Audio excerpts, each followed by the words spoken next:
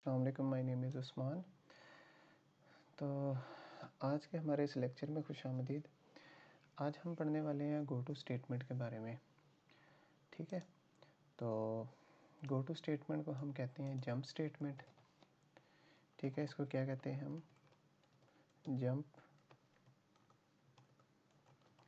Jump statement.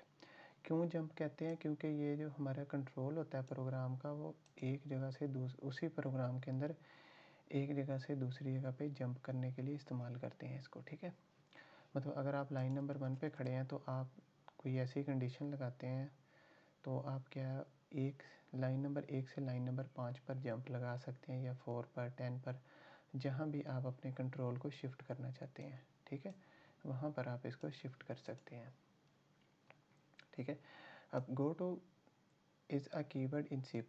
तो go to जो है वो C++ के अंदर एक कीवर्ड होता है that is used to transfer control from one part of a program to an other part of the same program। तो क्या होता है कि हम, जैसा कि मैंने पहले बताया कि हम अपने C++ के अंदर गो टू कीवर्ड का यूज़ करते हैं, जो कि हमारे कंट्रोल को एक जगह से दूसरी जगह पर शिफ्ट करता है सेम प्रोग्राम के अंदर। ठीक है, it allow the program to jump to a label statement which is usually located elsewhere in the code। ठीक है, तो वो क्या करता है कि जहाँ पे हमारा एक लेबल लगा होता है वहाँ पर इस कंट्रोल को शिफ्ट करती है। ठीक है, तो बेसिकली इसका मकसद क्या होता है कि यहाँ पर एक हम लिखते हैं गो टू, इसका सिंटेक्स देखें,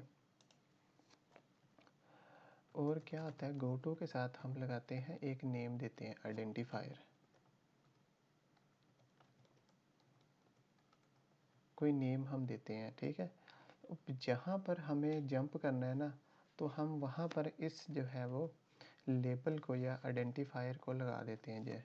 जैसे कि अब मैं लाइन नंबर ये 13 पे खड़ा हूँ, तो मुझे जाना है 17 पर, तो मैं वहाँ पर ये लिख दूँगा। ठीक है, तो क्या होगा कि वहाँ पे मेरा कंट्रोल डायरेक्ट जो है वो शिफ्ट हो जाएगा। ठीक है, अब इसके ऊपर एक प्रोग्राम बनाते हैं। तो प्रोग्राम सिंपली ये है कि मैं यूज़र से बोलूँगा कि वो 1 से 5 के दरमियान नंबर एंटर करे।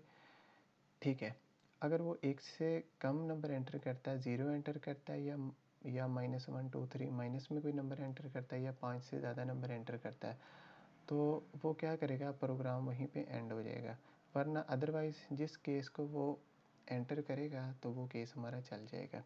ठीक है, तो आइए शुरू करते हैं। हैश इंक्लूड, यहाँ पे मैं लिखूँगा आयोस्ट्रीम, यहाँ पे मैं लिखूँगा यूजिंग नेम स्पेस std। इसके बाद हम लिखते हैं इंट मेन, और यहाँ पे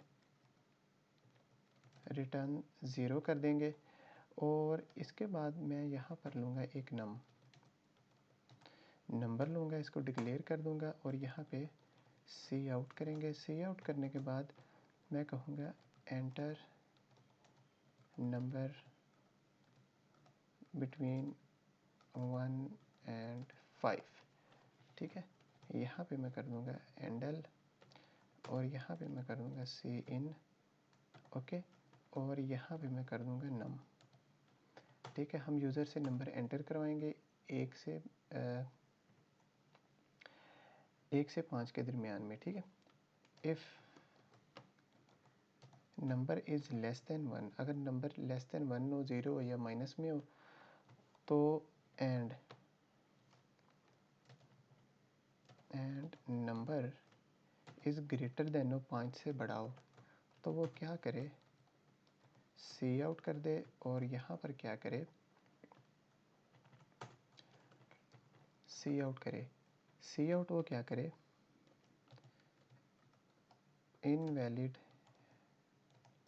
नंबर नॉट बिटवीन 1 and 5। ठीक है, यहाँ पर वो क्या करे, एंडल कर दे। ठीक है, तो इसके बाद वो क्या करे, यहाँ पर गो टू करे, और यहाँ पर एक एंड पॉइंट कर देता हूँ, एंड, या मैं कर देता हूँ एग्ज़िट प्रोग्राम। ठीक है, तो ये मैंने क्या किया, ये मैंने गो टू कीवर्ड का यूज़ किया है और उसको यहाँ पे एक नेम दे दी है कि आपने जाना है एग्ज़िट प्रोग्राम की तरफ, ठीक है। तो मैंने एक नेम दे दिया। अब मैंने जहाँ पे जंप लगाना है ना, अपने कंट्रोल को जंप करवाना है, वहाँ पे मैं ये वाला जो है वो वर्ड लिख दूँगा, ठीक है। तो अब यहाँ पर हम लिखेंगे, स्विच लगाएंगे और यहाँ पर हम लिखेंगे नम डाल देंगे, ठीक है। नम डालने के बाद केस कर देंगे 1, ठीक है। और यहाँ पर ब्रेक आ गया। अब यहाँ पर सी आउट कर देंगे और लिख दूँगा दिस इज़ केस 1 और यहाँ पर मैं कर दूँगा एंडल और इसको अब मैं यहाँ से कॉपी करता हूँ, कॉपी 2 3 4 5। अब देखिए केस 1 था, इसको मैं अब कर देता हूँ केस 2। यहाँ पे मैं कर देता हूँ दिस इज़ केस TWO2। यहाँ पे मैं कर देता हूँ 3 और यहाँ पर भी मैं कर देता हूँ 3। अब यहाँ पर मैं कर देता हूँ 4 और यहाँ पर मैं कर देता हूँ 4। अच्छा, अब ठीक हो गया। 1 2 3 4, यहाँ पे मैं कर देता हूँ 4, यहाँ पे मैं करता हूँ 5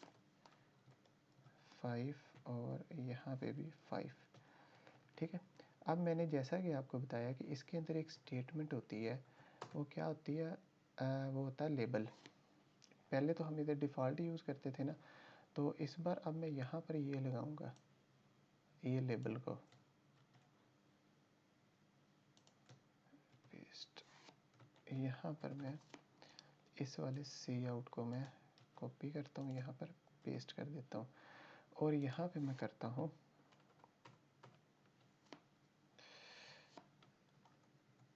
लेबल इज़ रनिंग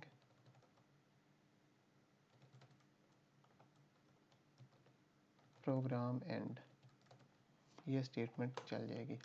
तो जैसा कि मैंने आपको बताया, हमारी गो टू स्टेटमेंट क्या करती है, वो जंप लगाने के लिए इस्तेमाल होती है, ठीक है। हमने एक वेरिएबल डिक्लेयर करवाया, हमने यूज़र से कहना है कि नंबर एंटर करें 1 से 5 के दरमियान में। अगर हमारा नंबर 0 से छोटा हुआ, ठीक है, तो वो क्या होगा, सी आउट हो जाएगा, ये वाली लाइन प्रिंट होगी। इनवैलिड नंबर 0 हुआ या 0 से छोटा हुआ तो ये लाइन प्रिंट होगी। Number is not between 1 and 5। और हमारा ये जो गो टू है वो कहाँ पे जाएगा, इस वाली जगह पे जहाँ पे ये मैंने लिखा हुआ है, ठीक है, ये लेबल लगाया, तो वो यहाँ पर आएगा। यहाँ पर आने के बाद वो ये लाइन साथ में प्रिंट करवा देगा, ठीक है। अब दूसरा अगर हमारा नंबर 5 से बड़ा होता है तो फिर भी वो क्या करेगा, वो ये प्रिंट करवाएगा लाइन और हमारा गो टू कीवर्ड चलेगा और ये जो है हमारा यहाँ पर ये लाइन जो है वो प्रिंट करवा देगा, ठीक है। अगर यूज़र जो इनपुट देता है वो केस 1 है, 2 है, 3 है, 4 है या 5 है, ठीक है, 1 2 3 4 और 5, तो जो केस मैच होगा तो वो वाला केस जो है वो चला देगा। यानी कि अगर केस 3 मैच होता है तो वो ये लाइन प्रिंट करवा देगा और साथ में ये लाइन चल जाएगी। अब हम इसको एग्जीक्यूट करते हैं। अब देखें, पहले मैं अगर 0 दूंगा ना तो वो क्या प्रिंट करवा रहा है, label is running program end. तो मैंने क्या कंडीशन लगाई थी, if number is less than 1, तो मैंने 0 दिया, इधर 0 इनपुट दी थी, वो लेस देन 1 होती है, ठीक है। तो उसने क्या किया, ये वाली लाइन आपके सामने चलाई है और गो टू वाली स्टेटमेंट जो है वो चला दी है, ठीक है। तो उसने क्या किया है, उसने ये वाली लाइन जो है वो चला दी है। अब मैं नंबर एंटर करूँगा 5 से बड़ा, मैं 6 एंटर करता हूँ, तो उसने क्या किया, उसने डायरेक्ट जो है वो लेबल पे गया है, ठीक है। उसने क्या किया, डायरेक्ट जो है इस वाली लाइन पे आके इसको प्रिंट करवा दिया। लेकिन अगर मैं अब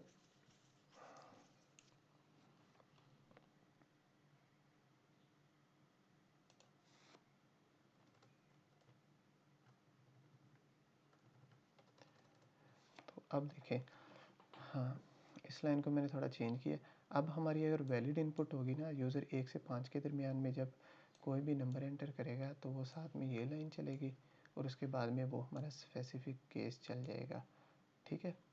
तो उसके बाद जो है वो ये लाइन भी प्रिंट हो जाएगी, ये लाइन भी प्रिंट हो जाएगी, ठीक है। तो अब इसको हम चलाते हैं। अब मैं 3 वाला केस चलाना चाहता हूँ। तो दिस इज़ केस 3, ये चल गया और label is running program end. तो ये हमारा स्पेसिफिक केस जो है वो चल गया है। अच्छा, इसको मैं कमेंट करता हूँ इस प्रोग्राम को, और अभी आपको बताता हूँ कि हम इसका और किस तरह से यूज़ करते हैं, ठीक है। यहाँ पर मैं एक और प्रोग्राम लिखता हूँ। तो अभी मैं प्रोग्राम लिख लूँ, तब तक के लिए मैं वीडियो को एंड कर रहा हूँ। तो अस्सलाम वालेकुम। तो अभी मैंने न्यू प्रोग्राम लिख लिया। तो इसके अंदर हमने क्या किया है, तो इसके अंदर हमने सिंपली ये किया कि हमने आपको मैं लिख के देता हूँ, इसको भी हम लिखते हैं अभी। तो प्रोग्राम मैंने बना लिए हैं 1-2। तो ये देखें, हैश इंक्लूड आईओ स्ट्रीम लेना है आपने, और यहाँ पर हम लिखेंगे यूजिंग नेम स्पेस लिखने के बाद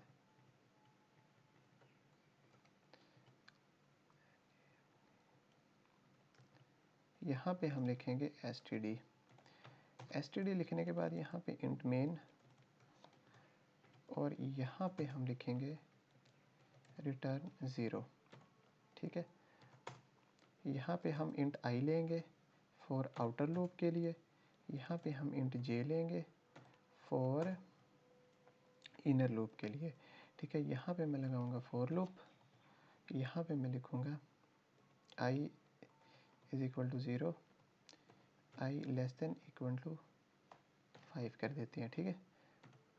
5 नहीं, यहाँ पे मैं करता हूँ 10, बल्कि यहाँ पे 5 करते हैं और यहाँ पे आई प्लस प्लस करते हैं, और यहाँ पर हम लगाते हैं एक और फॉर लूप। यहाँ पे लेते हैं J is equal to 0, J less than equal to 5, और यहाँ पे मैं लूँगा जे प्लस प्लस, और यहाँ पर मैं अब यहाँ पे मैंने ये क्या किया, यहाँ पे मैंने लिया ये एक आउटर फॉर लूप, और ये मैंने लिया है इनर फॉर लूप। इसके अंदर मैं लगाऊंगा इफ़ कंडीशन लगानी है मैंने, if I is equal to 3 हो जाए, ठीक है, and J is equal to 3 हो, ठीक है, तो क्या हो, तो हमारा प्रोग्राम जो है वह गो टू एंड पॉइंट पे जाए एक, ठीक है, ये लेबल होता है। अब इसके बाद क्या हो, इसके बाद क्या हो कि हमारा सी आउट हो जाए, और यहाँ पर हमारा आई मल्टीप्लाई बाय जे हो जाए, और यहाँ पे सिंपली जो है वो प्रोग्राम एंड हो। और इसके बाद यहाँ पर न्यू लाइन हमें लेनी है सी आउट हो, और सी आउट के अंदर यहाँ पर हम जो है एंडल कर देते हैं लाइन को, ठीक है। और यहाँ पर एंड पे हम लगाएंगे ना एंड पॉइंट, और यहाँ पे हम सी आउट करेंगे, और यहाँ पर हम लगाएंगे, यहाँ पे हम लगाते हैं वैल्यू प्रिंट करवानी है हमने यहाँ पे।